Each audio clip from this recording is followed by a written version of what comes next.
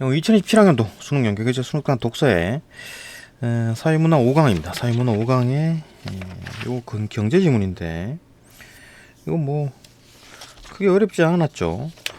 그 좀 설명해야 될 게 이제 민법하고 여기 민법하고 요 형법 그죠? 요거 두 개 차이. 요걸 좀 설명해야 돼. 요거 좀 봐야 되고 그다음에 다음 페이지에 이거 부당 이득 반환 채권을 매입한다. 요 부분 조금 좀 설명 좀 해야 되죠, 그죠? 요 부분 좀 봐야 됩니다. 그 외에는 뭐 그냥 쭉 읽어집니다. 봅시다. 1문단 현대 사회에서 디지털 금융 기술의 발달은 금융 거래의 속도와 편의성을 극적으로 향상시켰다. 그죠? 편해졌지. 모바일 뱅킹 등 은행 안 가죠, 그죠? 모바일 뱅킹 하면 되니까 모바일 뱅킹 등을 통해 몇 번의 터치만으로 송금이 이루어지는 시대가 도래했지만 이런 기술 발전 예상치 못한 어떤 문제를 이야기했다. 대표적인 게 뭐냐? 차고 송금이야, 차고 송금. 돈 잘못 보냈다 이거지. 다른 사람한테 보냈네, 그죠? 차고 송금이란 송금인 내가 보내는데 실수로 의도치 않게 이제 그 계좌 의도치 않은 계좌에다가 돈을 잘못 보냈다는 얘기죠. 그걸 말하면 이제 입력을 계좌번호 잘못 입력했겠지. 그다음 수취인을 차고 수취인이 뭡니까? 돈 받는 사람 이제 잘못 선택했다. 잘못 보냈지. 이거 잘 신경 써야 됩니다. 계좌번호 입력하고 수취인을 확인해야 돼요. 누군지 확인해야 돈이 갑니다. 그죠? 돈이 제대로 가죠. 잘못 보내면 골치가 아픕니다. 봅시다. 2문단. 차고 송금이 발생했을 때 어떻게 하느냐? 2문단. 송금인은 돈 보내는 사람이죠. 잘못 보낸 사람은 즉시 이제 해당 은행에 이제 이를 신고해가지고 반환 요청, 잘못 보냈는데요 이렇게 신고한다는 얘기지. 요청하면 은행은 이제 중개자로 이제 수취인 돈 받은 사람에게 전화해가지고 돈 잘못 입력했다 그러네요. 송금했다 그러네요. 좀 다시 보내주세요. 그죠? 자발적 반환을 유도한다. 이때 수취인이 동의하면 오케이 예, 동의하면 예, 보내드릴게요라고 이제 동의하면 간단하게 이제 환급 절차가 이루어지는데 반환을 거부하는 그럼 내 거지 내 통장에 들어와서 내 거지 나쁜 놈이네, 그죠? 이런 놈한테 걸리면 그리고 또 연락이 닿지 않을 수가 있지. 왜냐하면 계좌를 만들어 놓고 그거를 그냥 안 쓰고 있는 거야, 그 계좌를. 그래갖고 그 안 쓰고 있는 와중에 내가 핸드폰을 바꿔버린 거야. 전화번호 바뀌었다고.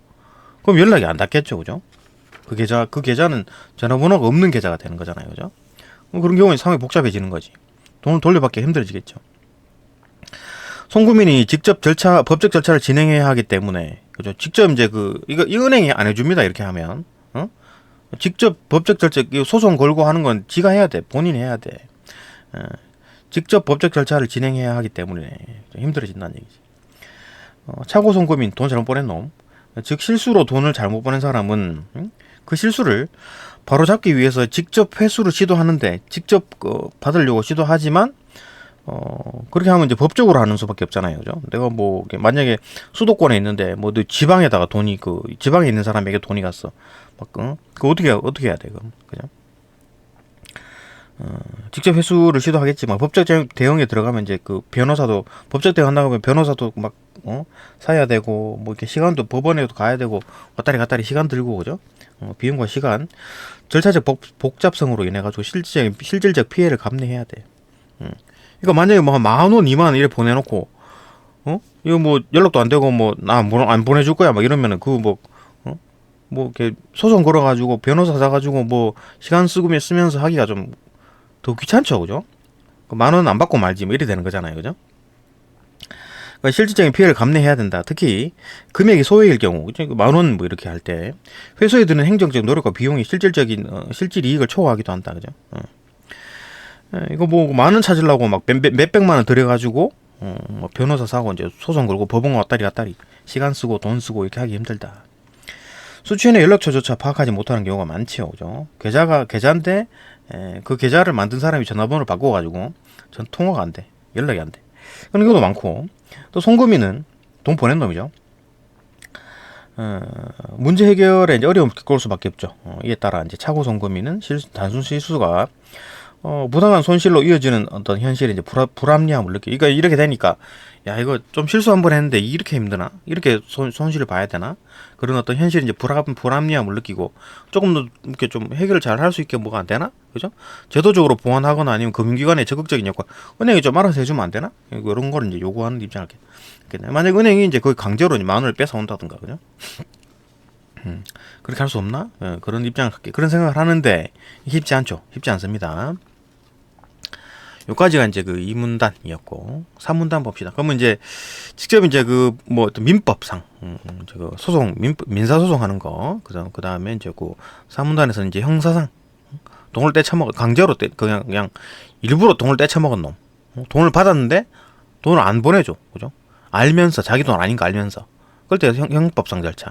요거는 민법상 절차. 요 두 가지 봅시다.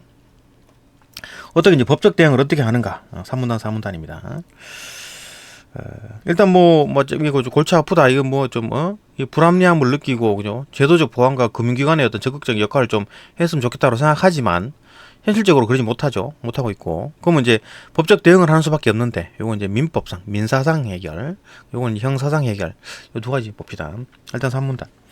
법적으로 볼 때 차고송금이는 민법 있네요, 그죠? 그 돈을 잘못 보낸 사람은 민법 741조에 따라서 부당 이득 반환을 청구할 수 있어. 돈 내놔라. 이 조항은 법률상 원인이 없이 법률상의 어떤 원인. 이거 내가 어디 가서 알바를 해가지고 돈을 벌었어. 법으로 다 이제 그 돈을 받게 되어 있습니다. 그런데 그런 거 없이 법률상의 어떤 원인, 그런 거 없이 타인의 재산 또는 노무로 인해 가지고, 노무가 이제 일하는 겁니다. 일하는 거, 노무. 타인의 재산 또는 노무로 인해 가지고 어떤 이익을 얻고, 이거 어떤 원인 없이 이 타인의 재산 어떤 노무로 인해 가지고 이익을 내가 얻었어. 그러니까 다른 노무를 인해 갖고 이득을 얻는 게 뭡니까? 다른 사람이 나한테 와서 알바를 했는데, 그럼 내가 이제 이득이죠, 그죠? 내가 사장님인데 어떤 알바가 와가지고 걔가 일을 했어. 근데 걔한테 돈을 안 줬어. 그러면 안 되죠. 그 이제 민사상으로 그 사람한테 시간이랑 노동력을 뺏었으니까 내가 돈을 줘야 되는 거죠, 그죠?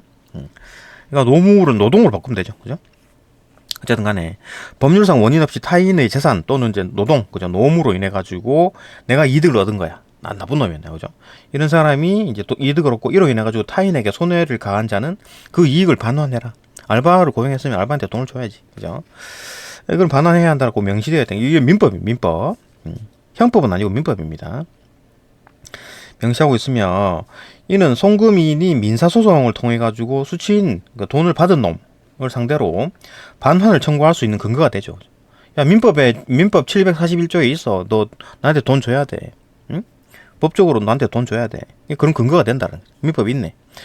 그러나 이제 소송 절차가 번거롭고, 이것도 민사소송 하려면 변호사 사야 되고, 시간 비용, 시간도 들고, 법원 왔다리 갔다리, 변호사 사무소 찾아가야 되고, 그건 드는 데다, 수취인이 고의로, 반환을 회피하는 거 튈라 그래요. 해외로 도망가고, 이런 경우에는, 송금인이 이제 그 부담은 더욱 커지겠죠. 이거 10,000원 보냈는데, 얘가 외국 가고 이런. 10,000원 보내갖고는 그냥 그걸 어떻게 찾냐고, 그죠? 소액 보낼 때도 신경 써서 확인해야 됩니다.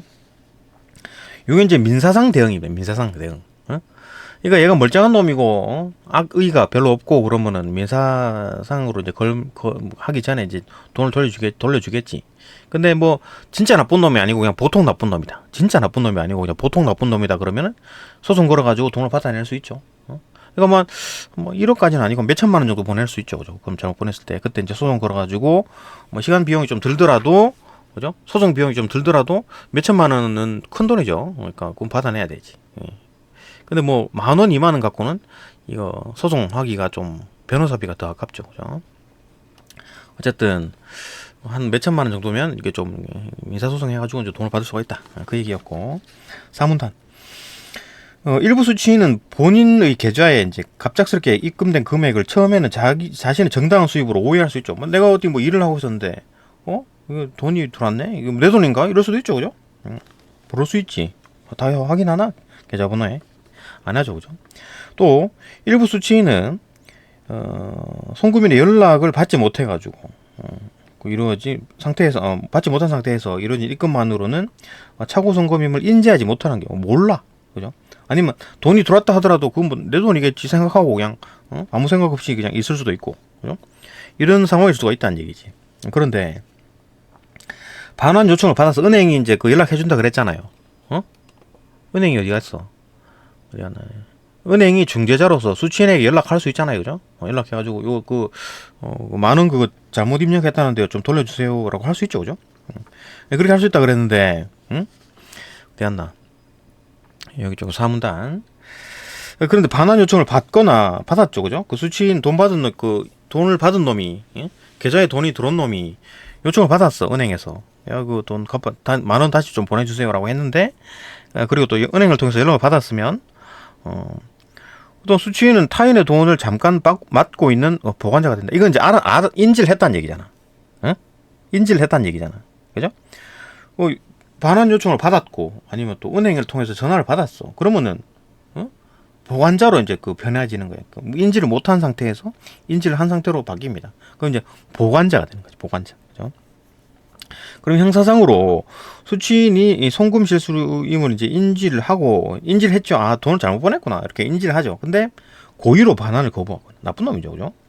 돈 안 돌려주는 거나 고의로. 그 다음에 돈을 임의로 또 써버려. 또 사 먹었는데요. 뭐 이렇게 그죠? 식당 가서 밥 사 먹었는데요. 이렇게 해버리면 그런 게 횡령죄가 횡령죄. 그죠? 그러니까 알고 인지한 상태에서 써버리면 횡령죄가 된다. 횡령죄. 요거는 이제 그 형사상법이죠. 형사상.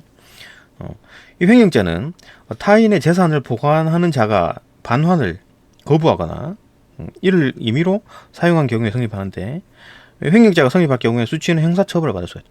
그러니까 이렇게 되면 이제 형법에 걸려. 형사처벌을 받을 수가 있다.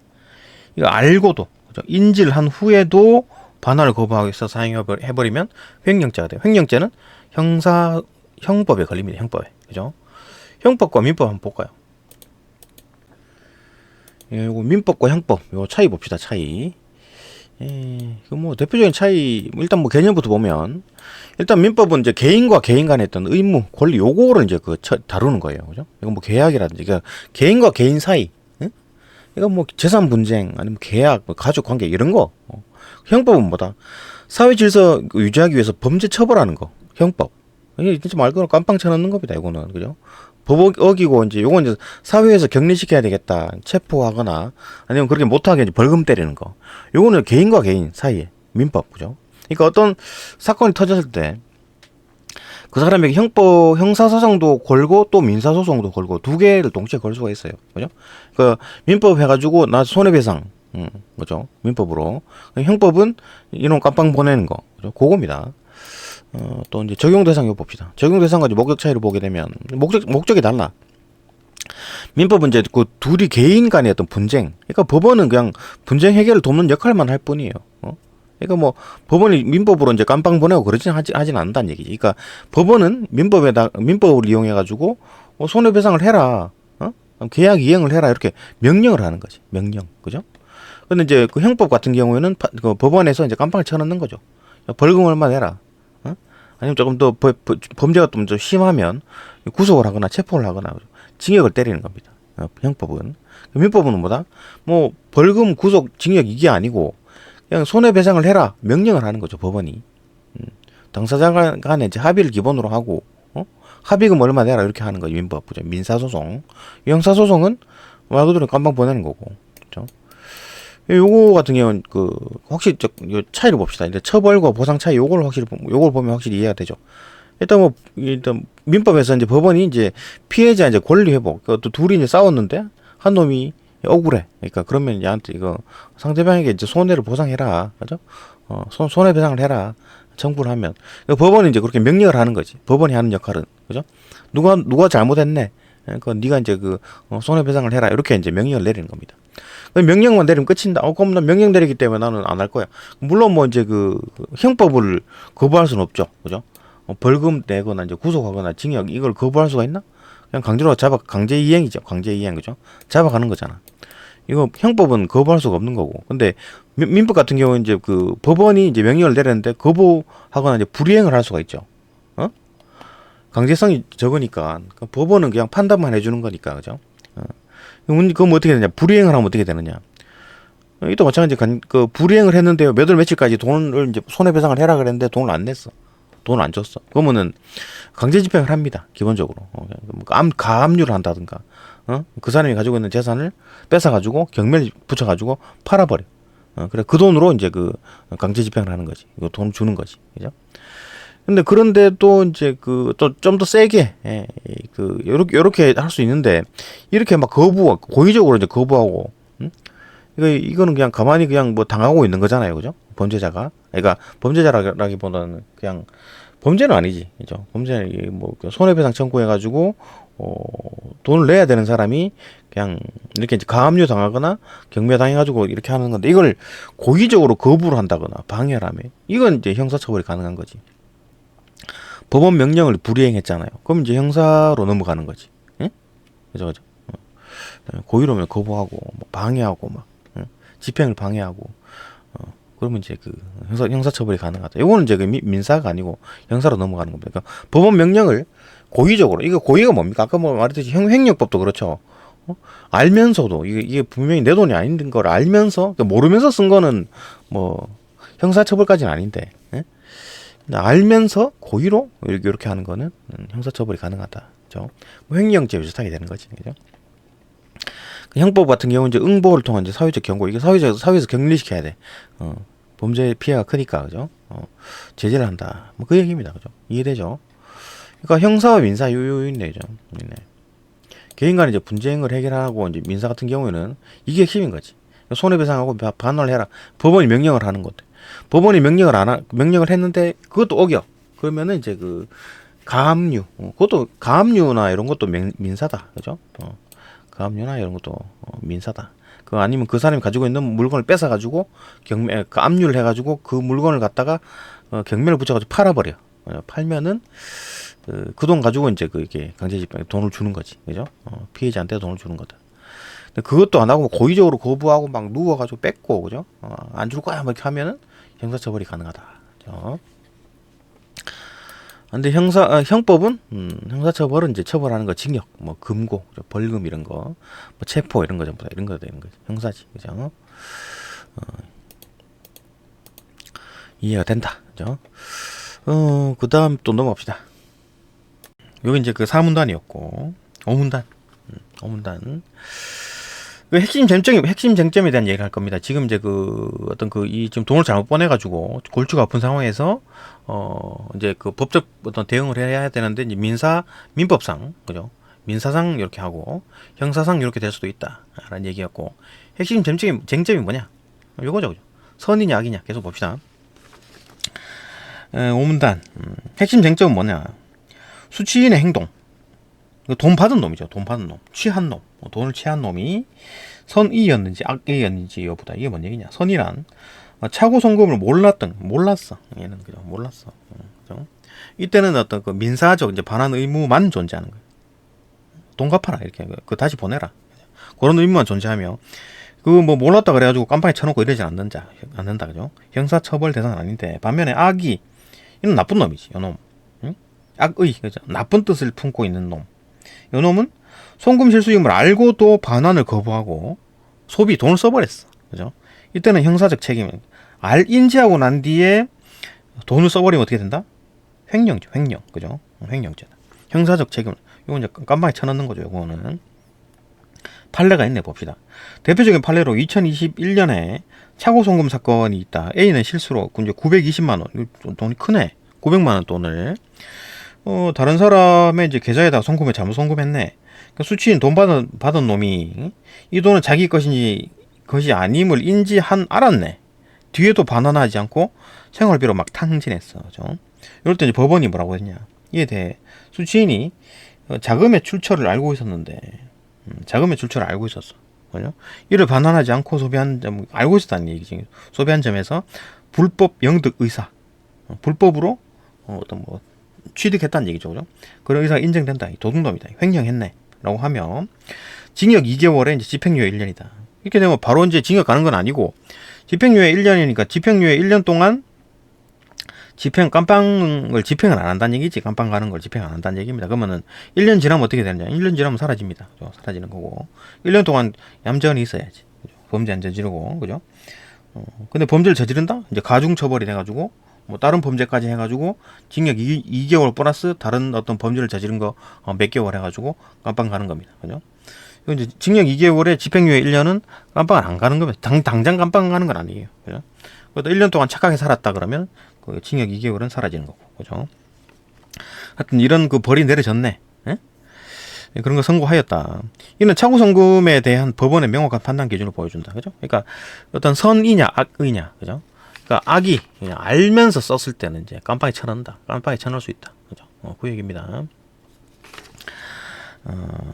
육문단. 요런 게 이제 핵심 쟁점이고. 그러니까 뭐 모르는 경우에는 뭐 깜빵까지 안 쳐넣는다. 그죠? 모르는 경우는 깜빵까지 안 쳐넣는다. 그럼 이제 알려주고, 그죠? 몰랐기 때문에.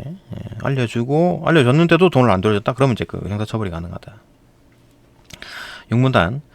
은행은 송금 행위의 이제 통로 역할을 하는데 그 은행의 역할 지금 이제 그 육문단에서 이제 은행의 역할에 대한 얘기. 요거 이제 그 계속 이제 소송 때리고 깜빵 쳐놓고 하는 거는 이제 그 직접 해야 되는 겁니다. 그 은행이 안 해줘요. 직접 해야 돼. 육문단. 은행은 송금 행위의 이제 통로 역할을 하는데 실질적으로 차고 송금을 발생시킨 주체는 아니죠. 은행이 잘못한 건 없지. 예? 지가 잘못했잖아. 그죠? 잘못 보냈잖아. 이거 확인했었어야지 이름을. 차고 송금은 송금인의 실수로 인해서 발생한 것이므로 은행은 법적 책임이 없죠. 당연히 은행이 뭘 잘못했어. 다만 금융 소비자 보호 차원, 그러니까 금융 소비자를 이제 보호하자 그런 차원에서 이제 수취인에게 이제 연락도 하고 반환 의사도 확인하고 그죠? 그다음에 뭐 신고 절차 등을 이제 그 안내해가지고 이제 수행하고. 신고 절차 이제 어떻게 신고하세요 이런 게 절차 안내 등을 이런 거를 다 해주는데, 응? 예.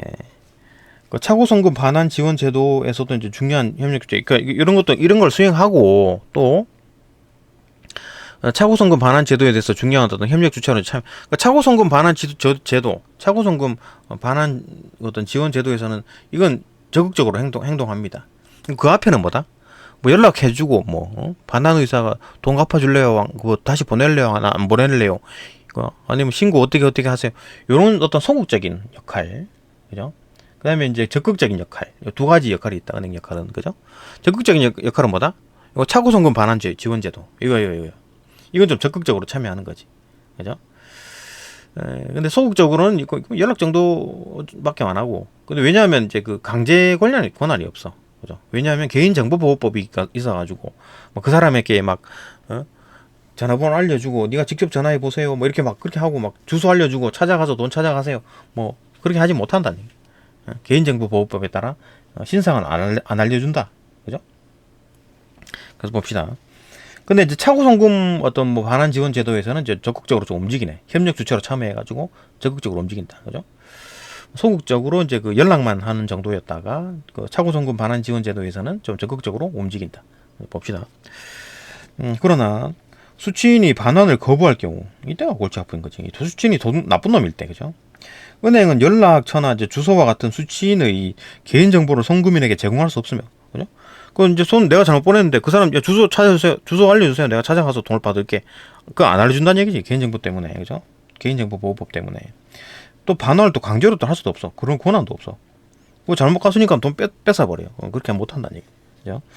이런 어떤 법적 제도적 한계는 송금인에게 은행이 좀 소극적이다라는 인상을 줄 수 있는데 실제로는 개인정보보호법도 있는 거야. 응? 전화번호 알려주고 뭐 주소 알려주고 이름 알려주고 그렇게 못한다는 얘기. 개인정보보호법 등에 관한 어떤 그 법률에 따라 이제 제한을 받는 것이다. 그죠? 이런 게 이제 소극적으로 할 수밖에 없는 어떤 게 있는데 이걸 이제 해결하려고 차고송금 반환 제도를 만들었다. 봅시다. 이런 그 한계를 보완하고 이제 송금인의 부담을 이제 완화하기 위해서 도입된 것이 이제 차고송금 반환 지원 제도다. 이 제도는 뭐나? 어떻게 하느냐? 예금보험공사라는 게 있어. 예금보험공사. 얘가 이제 그 주체적으로 행동을 합니다. 봅시다. 이 제도는 예금보험공사라는 게 있어. 공사. 그죠? 이게 왜 그 뭐 공사라는 게 일단 공기업입니다. 나라에서 하는 어떤 기업. 그죠? 공사. 그죠? 그 철도공사 이런 거 있잖아요, 그죠? 코레일. 이 제도는 이제 예금보험공사가 이제 운영을 해가지고 얘들이 운영하러 주체적으로 운영을 하고 차고 송금한 송금인의 신청이 있는 경우, 그러니까 차고 송금한 송금인이 그 돈을 잘못 보낸 놈이 신청을 합니다. 이거 신청을 해요 여기다가. 그 은행이 이제 요거 알려주는 거지. 아 이거 은행 그 예금보험공사에 한번 전화 한번 해보세요라고 알려주겠지 은행에서는, 그죠? 그러면 이제 차고 송금인이 신청을 하는 거지. 아 이거 반환 제도가 있구나, 그죠? 신청을 딱 합니다. 그러면은 신청을 받았어. 그러면 예금보험공사가 이제 지원 계정, 그 지원 계정이 따로, 계정이 뭐냐? 계정. 거기 계좌가 이제 그 예금보험공사가 이제 뭐 몇천억을 가지고 있겠지. 몇천억, 그죠? 그럼 그 몇천억 중에 이제 그 일부를 이제 돌려주는 거지. 그죠? 그 이제 그 자기들이 돈을 가지고 있으니까 몇천억을 거기서 조금 주고, 먼저 이제 수취인에게 돈을 주고, 그 다음에 수취인에게 돈 주는 게 아니라 잘못 보낸 송금인에게, 그죠? 돈을 주고, 그 다음에 자기 돈을 주고 대신 그 수취인에게 돈을 받는 거지. 그죠? 그 얘기를 합니다. 봅시다. 예금보험공사가 지원 계정에서 자기 돈을 자기 돈은, 그러니까 뭐 예금보험공사가 가지고 있는 돈을 돈 그 계좌에서 차고송금 수취인에 대한 어떤 부당 이득 어떤 반환 채권을 매입한다. 이 말이 좀 잘 생각해 봐야 돼요. 그죠? 이 부분. 채권에 대한 얘기가 나오는데, 채권 뭔지 알죠? 그러니까 어떤 행동을 요구하는 권리. 그러니까 다시 봅시다. 예금보험공사가 지원 계정에서 차고 송금 수취인, 그러니까 돈을 받은 놈이죠. 돈을 받은 놈. 그러니까 계좌에 돈이 들어온 놈. 그 놈에 대한 부당이득 반환 채권을 매입한다. 그리고 수취인에게 자진으로 스스로, 그죠? 돌려줄 것을 안내래. 이게 뭔 얘기냐면, 채권을 내가 매입을 했다는 얘기는 뭔 말입니까? 그 채권, 그 권리를 내가 가지고 있는다는 얘기잖아. 그러면 예금보험공사가 채권을 매입했다는 얘기는 이 권리를 얘가 가진다는 얘기지. 그죠? 그러니까 예금보험공사가 직접 이 수취인에게 돈 내놔라 할 수 있는 권리를 가진다는 얘기입니다. 그죠? 채권을 매입했다 그랬잖아. 다시, 예금보험공사가 지원 어떤 계정에서, 지원 계정, 뭐 돈을 줄 수 있는 어떤 계정, 어떤 거, 그죠? 계좌 같은 거겠지.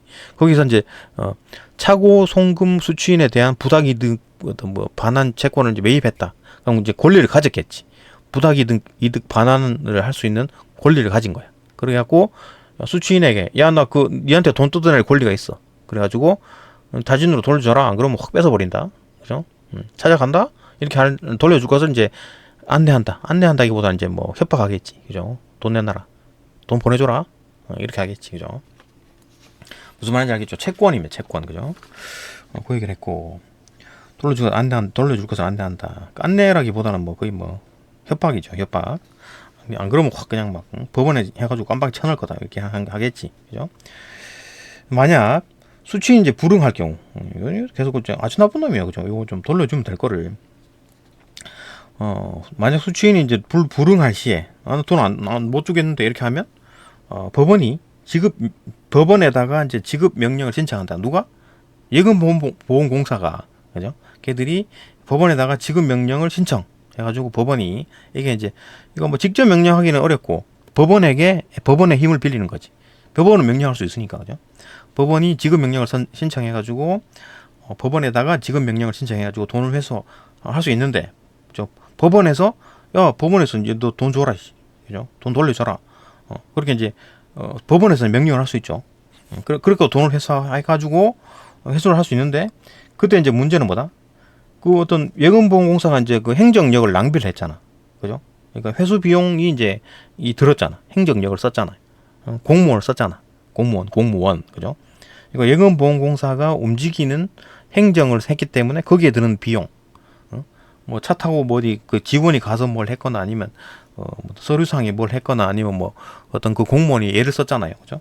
거기에 쓴 만큼의 어떤 그 비용, 회수 비용, 그걸 이제 까고 남은 금액을 이제 차고송금인에게 돌려준다. 그러니까 몇 프로를 떼겠지. 그죠?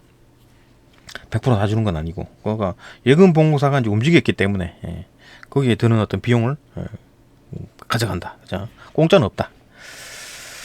요런 얘기였습니다. 여기까지 뭐 이해되고. 근데 이제 신청 요건이 있네. 신청 요건 요 세 가지가 있네. 그러니까 요렇게 이제 그 차고 송금 반환 지원 제도를까 요런 건데 맨 처음에 거다. 차고 송금인이 직접 신청을 해야 돼요. 신청을 해야 돼. 근데 신청 요건이 여기 해당돼야 된다는 얘기지. 봅시다. 첫 번째, 차고 송금 금액이 건당 5만 원 이상? 이거 뭐 2만 원, 뭐 만 원, 뭐 이렇게 가면 안 되네. 그건 안 해주네. 그죠? 신청 요건이 첫째, 이제 차고 송금 금액이 건당 5만 원 이상. 야, 5만 원 밑으로는 잘못 보내면 못 찾겠네. 그죠? 그러면 찾기 어렵네. 그 사람이 안 보내주면 골치 아프겠네. 그죠? 돈 잃어버리는 거랑 마찬가지네. 그죠? 그래서 봅시다. 신청 요건 첫째, 차고 송금 금액이 건당 5만 원 이상, 1억 이하. 돈 또 너무 크면 안 되는구나. 그죠? 몇 억을 또 잘못 보내면 또 그건 안 해주네. 그래서 봅시다. 첫째, 차고 송금 금액이 건당 5만 원 이상, 1억 이하일 것. 둘째, 송금일로부터 1년 이내, 너무 오래된 건 안 찾아주네. 1년 이내. 그 다음에 셋째, 수취인이 자발적으로 반환하지 않았을 경우. 그 수취인이 돈을 자발적으로 갚아, 내가 다음 달 내 집에 와서 돈 붙여줄게요 했는데, 자발적으로 준다고 했는데, 이거 막 신청해가지고 법원에서 명령 때리고, 그러면 안 되지. 그죠? 자발적으로 이제 반환하지 않았을 때, 난 돈 안 줄 거야. 이렇게 그런 증거를 잡아. 통화 내용이나 아니면 어떤 은행에서, 그죠? 돈 안 준다던데요. 이렇게 그런 얘기가 나와야지 이제 이렇게 신청이 가능하다. 그 얘기입니다. 요 세 가지 신청 요건 해당될 때 이제 그 예금보험공사에다가 신청을 한다. 그죠? 어디가 셋째까지 했고, 이 제도는 송금인의 이제 심리적 부담을 좀 줄이죠. 좀 걱정이 좀 덜겠지. 그죠? 기하면 이제 제도 시행 이후에 실제로 회수율도 조금 향상되었다. 되게 대박 잘 되고 100% 회수하고 그런 건 아니네. 효과가 되게 좋은 건 아니고, 약간 향상이 됐다. 그런 얘기가 있네요. 그죠? 그렇다. 7문단 봅시다. 7문단. 일단 차고 송금 문제는 기술의 편리함과 인간의 실수가 이제 만나는 지점에서 발생한다. 이게 은행 가가지고 돈을 붙여버리면 이런 일이 안 일어나겠지. 그냥 근데 조금 편하게 하려다 보니까 조금 실수도 편하게 하는 거랑 그다음에 또 인간의 실수 이 두 개가 짬뽕 되는 바람에 이제 발생한다. 이로 인해 송금인은 억울하게 손실을 입고, 송금인은 또 억울해. 그죠? 조금 실수했다고 이렇게 돈을 몇백만 원 다 잃어야 되나? 그죠? 이렇게 힘드나? 그죠? 이렇게 힘드나? 이렇게 억울하죠. 그 다음에 수취인은 의도와 관계없이 법적 책임을 질 수 있죠. 나 아무 생각 없이 그냥 계좌 확인도 안 했는데, 갑자기 내가 졸지에 고소 고발 들어 민사 소송이 걸려 있고 이럴 수도 있잖아요. 그죠? 그렇게 될 수도 있고. 근데 은행은 중재자로서 어떤 실무적 수행을 하죠. 연락해주고 하긴 하는데, 법적으로 강제력이 부족하기 때문에 은행이 실제로 할 수 있는 일이 잘 없다. 내가 전화해 드릴게요. 이 정도밖에 못 한다. 안 준다는데요. 이렇게 말을 전하는 수밖에 없죠. 그죠? 그렇게 이제 세 명이 다 이제 골치가 아파진다.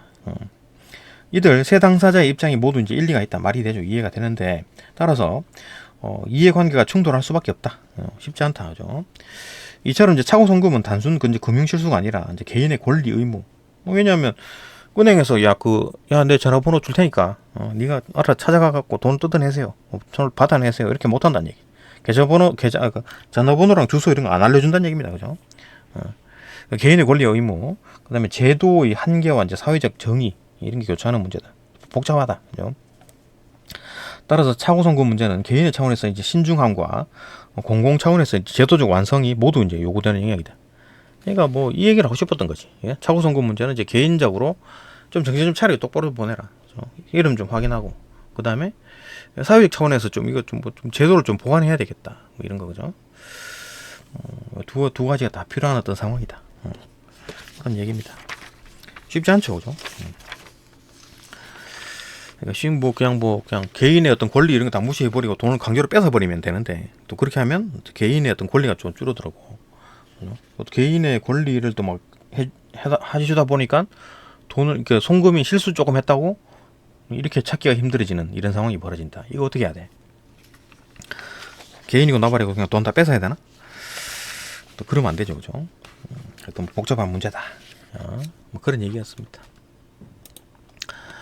문제 풀어봅시다. 문제 그다지 어려운 건 아니었는 것 같은데. 다음 영상에 이제 문제 풀이 합시다.